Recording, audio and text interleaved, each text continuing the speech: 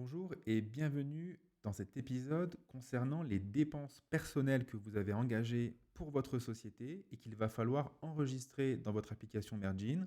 L'objectif ici, c'est de ne pas passer à côté de certaines dépenses et de vous rembourser, bien évidemment, lorsque la société le pourra, tout ce que vous avez payé pour votre structure.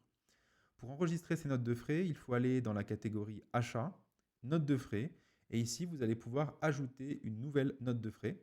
Vous allez mettre une date, vous allez choisir l'associé qui a payé cette dépense. Parfois, vous êtes plusieurs associés. Si vous êtes seul, vous mettrez l'associé qui porte ici votre nom et votre prénom. Vous pouvez rajouter un libellé. Par exemple, ici, je vais ajouter le libellé FNAC parce que j'ai acheté notamment un ordinateur. Donc ici, je vais mettre ordinateur Apple. Je vais mettre un montant TTC de l'ordinateur et au niveau de la TVA, je vais préciser la catégorie d'abord. Je vais préciser que c'est du matériel informatique et la TVA se calcule toute seule à 20%. Je peux mettre une note pour mon comptable si je veux lui donner plus de détails. S'il y a d'autres dépenses dans cette note de frais, je peux ajouter des lignes ou je peux la supprimer si besoin. On l'enregistre. La note de frais va apparaître ici, dans la date du jour. Et dans les tableaux de bord que l'on verra au fur et à mesure, vous allez voir que le compte courant d'associé, ce que la société vous doit, va évoluer. Ici, 1800 euros qui ont été enregistrés du fait de la note de frais de l'ordinateur FNAC ici à 1800 euros.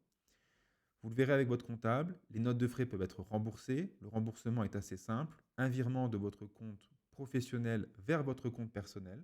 Et lorsque ce virement va apparaître ici, par exemple, si vous vous virez, je prends un montant ici de 49 euros. Imaginons que vous vous êtes remboursé une partie des dépenses, pas la totalité.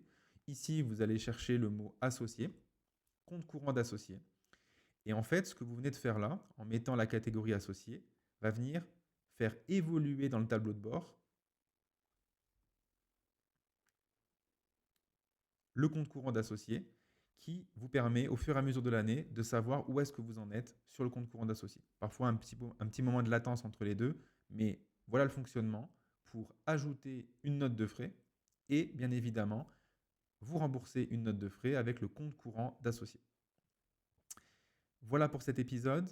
N'hésitez pas à échanger avec votre comptable sur le sujet, c'est très important. Les notes de frais, il y a un enjeu en fin d'année au moment du bilan.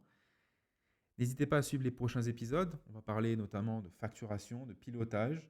À très vite. Ciao, ciao.